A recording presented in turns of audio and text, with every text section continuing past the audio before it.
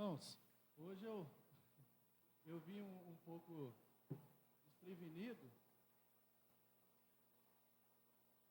Eu não tive tempo de imprimir a minha colinha aqui para falar com vocês. A Silva falou que eu vou ficar tremendo aqui na frente aqui hoje, porque eu estou meio despreparado, né? Então,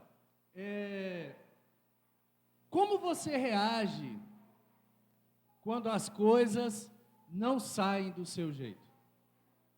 Qual a sua atitude diante do imprevisto? E quando você espera algo de alguém e essa pessoa simplesmente não faz? Dizem que um líder, ele dá o comando para o seu liderado e ele deve fazer. Mas, às vezes, quando o liderado não faz, o líder pega e faz. Isso é um quadro de ansiedade, muitas das vezes. Qual atitude, então, que você toma diante dessas situações? Quando eu me deparo com situações adversas às minhas vontades, quando algo sai do meu controle, eu me fecho. E o meu semblante, ele simplesmente se transforma. Vocês ficam vendo, às vezes, eu rindo assim, alegre, mas quando eu estou chateado, o meu semblante transforma demais. Thaís fala que eu nem consigo disfarçar. E eu fiquei pensando assim, isso é coisa da Thaís, mas não foi. Tem uma cliente também que me falou a mesma coisa. O Kleber, quando você está chateado, o seu semblante... O William falou que eu sou bipolar, gente. Ele falou que eu fico totalmente descompassado, né, William? Esse microfone tá bom? Eu estou achando o retorno ruim aqui. Está excelente?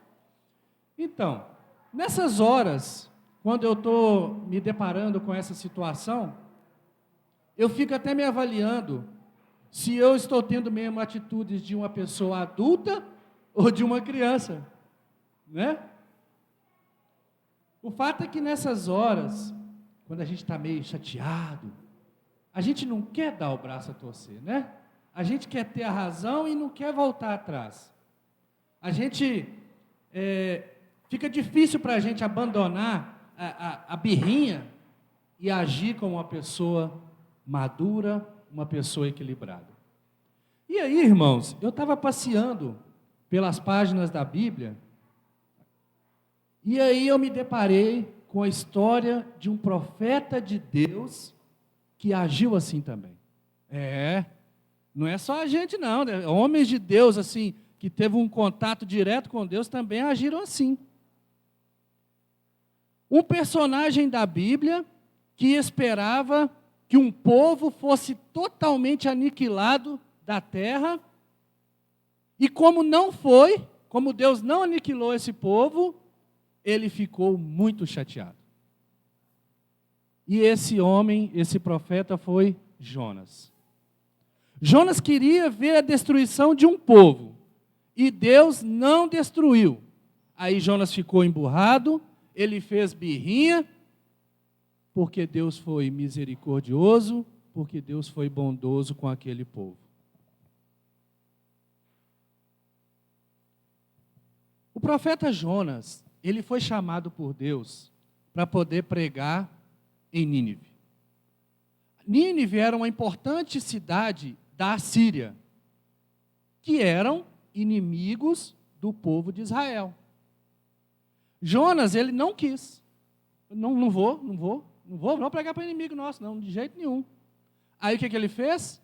Ele foi para Jope, no mapa aí, está circulado Nínive, e tem Jope bem mais abaixo. Ele foi lá em Jope, pegou a embarcação e foi para Tarsis, uma região totalmente inversa àquela que Deus mandou Jonas ir. O que aconteceu? No meio da viagem, Deus mandou uma tempestade contra aquela embarcação, né? Assombrou todo mundo que estava ali, os tripulantes. Eles fizeram ali um sorteio e tal, e descobriram que a fúria que estava dando contra aquela embarcação vinha de Deus por causa de Jonas. Então o que fizeram aqueles marinheiros? Lançaram ele ao mar. E a palavra diz que um grande peixe engoliu Jonas.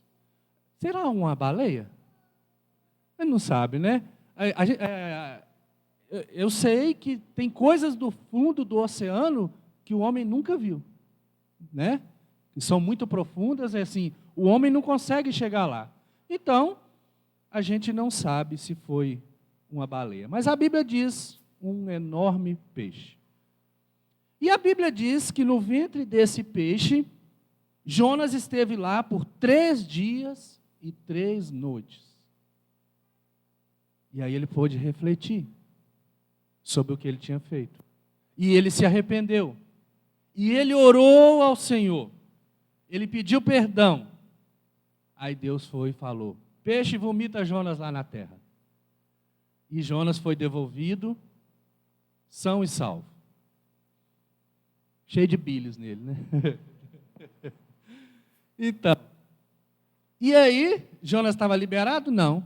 Deus virou para ele e falou: ó, vai lá, prega lá em Nínive. Aí Jonas não se atreveu mais a negar um pedido, uma ordem, né, na verdade, de Deus. E aí a Bíblia fala que Jonas foi. E ele pregou durante 40 dias para aquele povo. E pregou, e pregou. E para o descontentamento de Jonas, o povo se arrependeu. E devia estar torcendo, não me ouve não, gente, não me ouve não. Aí ele foi, e o povo arrependeu, e o que aconteceu? Deus não fez o mal que disse que haveria de fazer. Deus não destruiria mais Nínive. Leiamos agora o que aconteceu ali no relacionamento de Deus e de Jonas, depois que Deus resolveu não destruir Nínive. Abra sua Bíblia no livro de Jonas, capítulo 4. Jonas está antes de Zacarias, é no final do Velho Testamento, né? É um pouco difícil de achar. Mais difícil do que Gênesis. Jonas capítulo 4, versículo 1.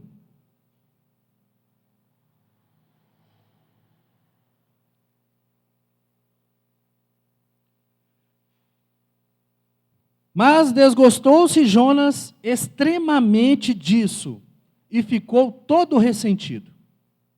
E orou ao Senhor e disse: ah, Senhor, não foi isso que eu disse, estando ainda na minha terra? Por isso me preveni, fugindo para Tarsis. Pois sabia que és Deus piedoso e misericordioso, longânimo e grande em benignidade, e que te arrependes do mal. Peço-te, pois, ó Senhor, tira-me a minha vida, porque melhor me é morrer do que viver. E disse o Senhor: é razoável esse seu ressentimento? Então Jonas saiu da cidade e assentou-se ao oriente da cidade, e ali fez uma cabana, e se assentou debaixo dela, à sombra, até ver o que aconteceria à cidade. E fez o Senhor Deus nascer uma boboreira, que subiu por cima de Jonas, para que fizesse sombra sobre a sua cabeça, a fim de o livrar do seu enfado. E Jonas se alegrou em extremo por causa da boboreira. Mas Deus enviou um bicho no dia seguinte, ao subir da alva, o qual feriu a boboreira, e esta se secou. E aconteceu que, aparecendo o sol, Deus mandou um vento calmoso, oriental, e o sol feriu a cabeça de Jonas, e ele desmaiou, e desejou com toda a sua alma morrer, dizendo: melhor me é morrer do que viver. Então disse Deus a Jonas: é acaso razoável que assim te enfades por causa da boboreira? E ele disse: é justo que me enfade a ponto de desejar a morte.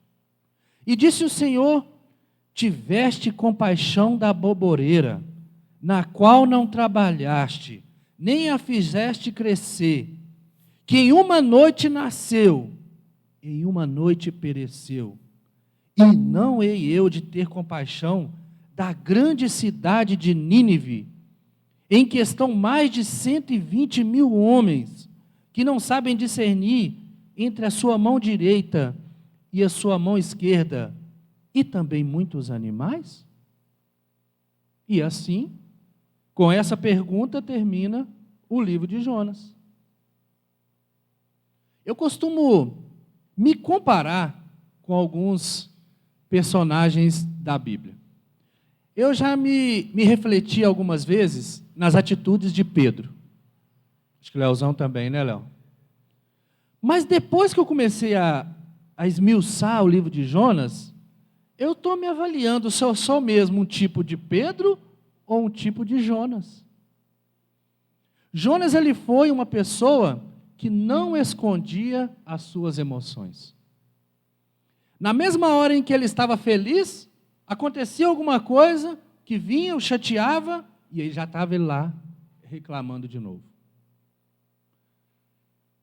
Jonas, quando ele estava insatisfeito, a Bíblia diz que ele chegou ao ponto de querer morrer por causa da sua insatisfação. Eu ainda não cheguei nesse extremo, né? Eu gosto de viver. Também Jonas, ele traz para nós a figura de um cara, sabe? Jonas, ele ressentiu muito com a benevolência de Deus para com Nínive. E aí, ele pediu para Deus que lhe tirasse a vida. Eu penso que ele estava exagerando um pouquinho. Ele não estava querendo mesmo assim morrer. Vou morrer porque o Senhor não acabou com Nínive. Não. Mas é que ele queria convencer Deus, né, a repensar a atitude de não destruir Nínive. E nós vamos tentar entender agora por que dessa atitude de Jonas. No passado, os assírios, eles haviam destruído os 10 reinos do norte de Israel. E isso trouxe marcas profundas no coração e na mente dos judeus. Marcou demais aquele povo. Portanto, é muito compreensível que Jonas, sendo um judeu, desejasse a destruição completa de Nínive. Era a oportunidade que tinha de vingar o que eles haviam feito, né? Deus revelou: eu vou arrasar com Nínive. Ele, vamos soltar foguete, agora sim. Agora vai ser feita justiça para nós. Na cabeça de Jonas, se tinha um povo que não merecia a misericórdia de Deus, era o povo de Nínive. E povinho pecador. Jonas, ele construiu na sua mente que os assírios, eles eram opressores. Então Jonas era uma vítima de um povo que oprimia, um povo que fazia o mal, e que nada mais justo do que agora ser destruído. Só que quando Deus decide que não ia mais destruir aquele povo, na cabeça de Jonas, coloque-se no lugar de Jonas, ele estava vendo Deus como uma pessoa horrível. Uma pessoa que estava agindo de uma forma equivocada e errada. Porque qual era o correto? Destruir. Acontece, irmãos, que Israel, por longos anos, errou muito contra Deus. E Deus mandou profetas para alertar aquele povo, que se arrependesse, que voltassem para Ele. Mas eles não fizeram. Eles continuaram teimando e pecando e contrariando Deus. Então Deus permitiu que a Assíria, com seus exércitos, fosse lá e destruísse o reino do norte. Na verdade, o povo assírio não era propriamente ali o povo opressor, mas ele estava sendo um instrumento, uma vara de Deus para castigar Israel. Eu me lembro da minha infância, que a gente apanhava de vara de goiabeira. Não era? Ei, mas doía. Então, quando eu vou na Bíblia assim, que eu vejo a figura de Deus e vara corrigindo, eu lembro disso. Deixava uns vergão na perna da gente assim, ó. Mas aprendemos, né, Dai? Aí lá em Isaías capítulo 10, olha o que Isaías profetizou. Ai da Assíria, a vara da minha ira, porque a minha indignação é como bordão nas suas mãos. Enviá-la-ei contra uma nação hipócrita, e contra o povo do meu furor lhe darei ordem, para que lhe roube a presa, e lhe tome o despojo, e o ponha para ser pisado aos pés, como a lama das ruas. Quem foi que mandou a Síria destruir Israel? Foi Deus. Foi Deus que mandou. Porque Israel estava mais imunda, mais atolada nos seus pecados, do que a própria Assíria. Porque o pai precisava corrigir o seu filho. Mas Jonas estava lá, irado com aquele povo, né? Porque ele pensava, esse povo é muito pecador, né? Só que Jonas não estava vendo o seu próprio pecado. O próprio pecado do seu povo. E aí Jonas fica enfurecido com Deus, porque a sua visão de mundo justo, sabe? Não cabia um Deus tão misericordioso. E nós? Será que nós somos tão diferentes de Jonas? Será que nós aceitamos com naturalidade uma decisão de Deus? Vamos comparar Jonas com a gente. Nós somos seres humanos, seres emocionais. É normal a gente ficar mal, né? De vez em quando. Como dizem os jovens, é na fossa. Fica na fossa. É normal a gente, às vezes, até se decepcionar com as pessoas. As pessoas erram umas com as outras o tempo todo. É normal, às vezes, a gente desanimar com o nosso trabalho, né? Às vezes a agenda cai, né, João? Vou largar esse trem, vou fazer concurso público, vou mexer com isso aí, não. E é normal, às vezes, a gente se frustrar até com o nosso cônjuge, com nossos filhos, com nossos pais. É normal, é. Mas acontece que se algo não vai bem, a gente, muitas das vezes, deixa a emoção tomar conta dos nossos sentidos. E é absolutamente normal isso acontecer. É normal. E isso acontece com filhos de Deus também. Faz parte da nossa caminhada. Mas como a gente lidar com essas emoções dia a dia é que vai fazer toda a diferença na nossa vida. E aí nós podemos tirar do exemplo aqui de Jonas uma lição muito importante para nós. Como Jonas lidava com essa situação? Jonas, ele era transparente, não é verdade? Ele não ficava guardando para ele ali o que ele sentia, não. Se ele estava chateado, ele falava que chateado. Se ele estava com raiva, ele fazia ali uma birrinha, né? Ele queria externar que não estava legal, que não estava bem. Portanto, irmãos, a gente não deve guardar no nosso coração aquilo que vai nos fazer mal. A gente precisa colocar para fora isso. Eu não quero incentivar ninguém a fazer birrinha, né? Porque somos pessoas adultas. O que eu quero dizer é que quando a gente estiver chateado com uma situação, seja com uma pessoa, seja com um cônjuge, seja com Deus, a gente precisa falar sobre isso. Não pode deixar isso apodrecendo dentro da gente. E aí, a gente precisa conversar, principalmente com Deus, de como se a gente estivesse conversando com um amigo. Às vezes a gente vai falar com Deus e a gente começa a usar um tanto de jargão, né? Senhor dos exércitos, longânimo, bondoso, maravilhoso. E a gente vai usando um tanto de jargão assim, de coisas que títulos de Deus que Deus já sabe que tem, não é? Deus já sabe.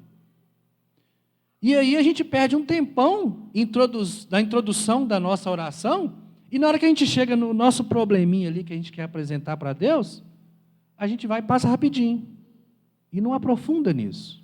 A gente não aprofunda no qual é o real motivo da nossa oração. Aí você imagina, eu estou todo angustiado, estou ressentido, né? Eu estou sentindo um peso enorme sobre meus ombros, estou passando uma pressão muito grande na empresa, estou cheio de problemas, e aí eu estou precisando desabafar. E aí eu vou entrar na presença de Deus para falar com Ele. Eu fico pensando assim, Deus, agora o Kleber vai vir falar comigo o que ele está sentindo. E aí eu entro na presença de Deus e repito a mesma oração que eu faço todo dia. Pego a minha listinha de pessoas que precisam de oração, joia, legal, mas e eu? Que hora que eu vou falar com Deus o que eu realmente estou passando? Quando eu faço isso, eu estou deixando de ser autêntico com Deus. Eu não estou sendo eu mesmo. Como que Deus pode me ajudar se eu mesmo não estou entregando para Ele os meus problemas? Interessante que Paulo e Tiago, eles falam que nós não sabemos pedir. Portanto, irmãos, nós temos que ser mais corajosos. Nós temos que chegar diante de Deus e falar abertamente do que o nosso coração está cheio. Falar, meu Senhor, eu estou chateado mesmo. Eu acho um absurdo o que aquela pessoa está fazendo comigo. E pior, eu sei que o Senhor já perdoou aquela pessoa. Então, eu quero saber do Senhor como que o Senhor acha que eu vou ficar diante disso. Porque ela faz tudo errado e está tudo dando certo para ela. E eu que sirvo ao Senhor, que estou dedicando a sua obra, eu estou aqui nessa dificuldade.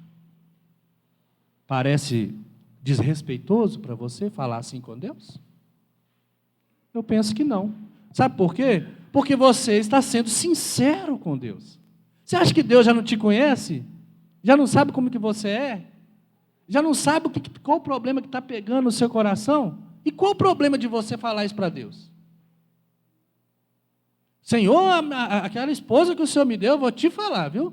Mas eu já casei, eu vou continuar com ela, então o Senhor me ajuda. Não é assim que a gente tem que falar com Deus? Então a gente está sendo autêntico quando a gente abre o coração diante de Deus. Quando a gente coloca tudo para fora, isso tem um benefício, porque você está tirando aquilo, você está desabafando, você está falando dos seus sentimentos. E o Senhor que sonda a mente, que sonda o coração, Ele vai poder te ajudar. Mesmo que muitas das vezes te ajudar seja não fazer a sua vontade. Segundo ponto é enxergando como Deus. Jonas, ele era um profeta de Deus que não transmitia o sentimento de Deus. Os objetivos de Jonas não estavam alinhados com os objetivos de Deus. Jonas ali estava todo ansioso, né? Porque Nínive seria destruída, e foi preciso Deus revelar algo grandioso para Jonas através de algo muito pequeno. Às vezes a gente fica tão focado nos nossos objetivos pessoais, nos nossos problemas, que nós não conseguimos perceber a mão de Deus agindo em nosso favor. Nós não conseguimos entender o valor que Deus dá às coisas, sejam elas grandes, sejam elas pequenas. Deus fez brotar, crescer uma plantinha sobre a cabeça de Jonas. E essa plantinha lhe deu uma boa sombra, e ele ficou muito alegre por isso. Na minha versão falou a boboreira, mas algumas falam plantinha, eu acredito que seja uma boboreira mesmo. Né? Essa planta veio e cresceu sobre a cabeça de Jonas, fez uma sombra muito gostosa, né? Tem um ditado que fala, como é que é? Que a sombra é para poucos? Como é que é, Silvia? O sol é para quem merece, a sombra é para poucos. Como é que é? O sol nasce para todos e a sombra é para quem merece? Aí Deus fez uma sombrinha para Jonas. Ei. No outro dia, imagina uma planta, num dia só ela cresceu, tu fez sombra, né? Eu acho que nem quando a gente planta um feijãozinho ali no algodão, não cresce tão rápido. Mas Deus fez essa planta crescer. Num dia só ela cresceu e deu sombra. E no outro dia, veio um verme e consumiu essa planta. Ele atacou essa planta, a planta morreu, né? E aí a Bíblia fala que bateu um sol terrível, escaldante, ali sobre a cabeça de Jonas. A Bíblia ainda fala que veio um vento calmoso. Sabe aquele mormaço? O sol está bem quente e tem aquele mormaço contra a gente? É isso. E qual foi a atitude de Jonas diante disso? Quero morrer. Quero morrer, ô, vida difícil, eu quero morrer. Novamente, ele quis morrer porque Deus não destruiu Nínive, e agora ele quer morrer porque o sol atacou a moleira dele, né? Então, diante dessa situação da planta, Deus vai e chama Jonas para refletir sobre a sua atitude. Jonas estava todo emocional ali, né? Todo, por causa da morte daquela plantinha, né? Que não custou nada para ele, não foi ele que plantou, não foi ele que regou, não foi ele que fez crescer, e a plantinha morreu e ele ficou todo, não sei o quê. O que Deus estava querendo mostrar para ele, para Jonas, com essa situação da plantinha? Que o conjunto de valores de Jonas estava todo desarranjado. Que Jonas estava tendo um senso de prioridade todo desregulado. Jonas era capaz de desejar que 120 mil pessoas morressem, e os animais ainda, mas ele ficava indignado porque uma plantinha morreu. E nem foi ele que plantou essa plantinha lá, essa boboreira. Jonas, ele estava chateado com Deus, por Deus ser misericordioso, a ponto de querer morrer. Eu quero morrer porque o Senhor foi misericordioso. Porque Deus não fez o que Jonas queria que ele fizesse. E no mesmo nível de chateação que ele estava com Deus, por isso, ele também queria morrer por causa do sol que batia a sua cabeça. Jonas estava tendo a mesma reação para coisas grandiosas e para coisas muito pequenas.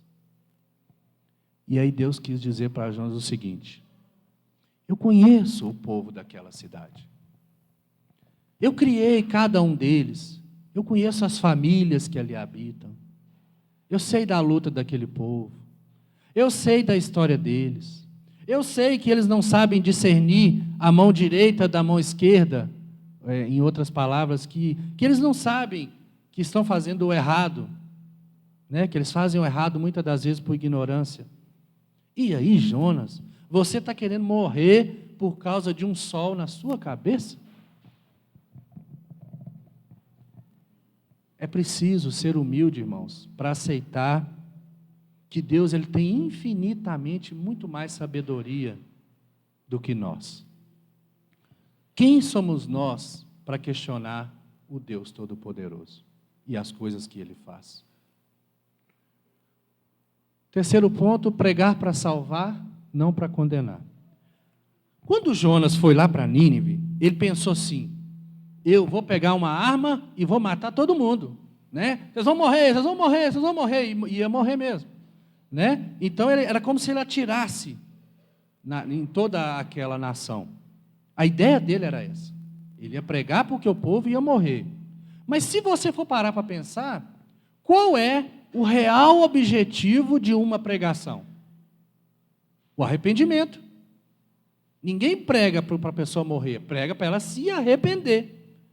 E olha o que aconteceu lá em Lucas capítulo 9, com Jesus. Lucas capítulo 9, versículo 51 a 56. Aproximando-se o tempo em que seria levado ao céu, Jesus partiu resolutamente em direção a Jerusalém e enviou mensageiros à sua frente. Indo estes, entraram no povoado samaritano para lhe fazer os preparativos. Mas o povo dali não o recebeu, porque se notava em seu semblante que ele ia para Jerusalém. Ao verem isso, os discípulos Tiago e João perguntaram: Senhor, queres que façamos cair fogo do céu para destruí-los? Mas Jesus, voltando-se, os repreendeu, dizendo: Vocês não sabem de que espécie de espírito são, pois o Filho do Homem não veio para destruir a vida dos homens, mas para salvá-los. E foram para outro povoado. Jesus ele foi rejeitado pelos samaritanos. E aí, João e Tiago propuseram que deveria mandar fogo e destruir aquele povo e acabar com tudo. Aí Jesus rebate ele e diz: Eu vim para salvar, não para destruir. Quando você for falar de Jesus para alguém, estou estourado o horário hoje, o objetivo deve ser sempre o da salvação, da conversão, do arrependimento. Nós não podemos ficar jogando as pessoas no inferno. Se elas forem para lá, é problema delas, mas nós temos que pregar arrependimento, conversão. Faça o máximo que você puder para que as pessoas se salvem. E se elas não receber, sacode a poeira, né, e siga em frente. Vamos pregar para outra pessoa. Não fica torcendo para a vida daquela pessoa se arruinar. Ah, está vendo? Está tão ruim porque não recebeu o evangelho. Não fica torcendo para isso. O livro de Jonas é um dos ápices assim, do ensinamento do Novo Testamento. E que ensinamento é esse? Que ele mostra que as ameaças de Deus, na verdade, são expressões da sua vontade misericordiosa, que espera o arrependimento das pessoas para liberar perdão. Então, quando vem a ameaça de Deus, é para que a gente se arrependa e para que a gente receba o perdão dele. Deus quer conversão. Deus não quer destruir. Deus quer salvar. Então, irmãos, lance sobre Jesus toda a sua ansiedade, confia nele, desabafa com Deus, fala com Deus o que você está sentindo, alinhe as suas vontades com a vontade do Pai e confie que o que Deus faz é sempre o melhor. Que o Senhor seja louvado.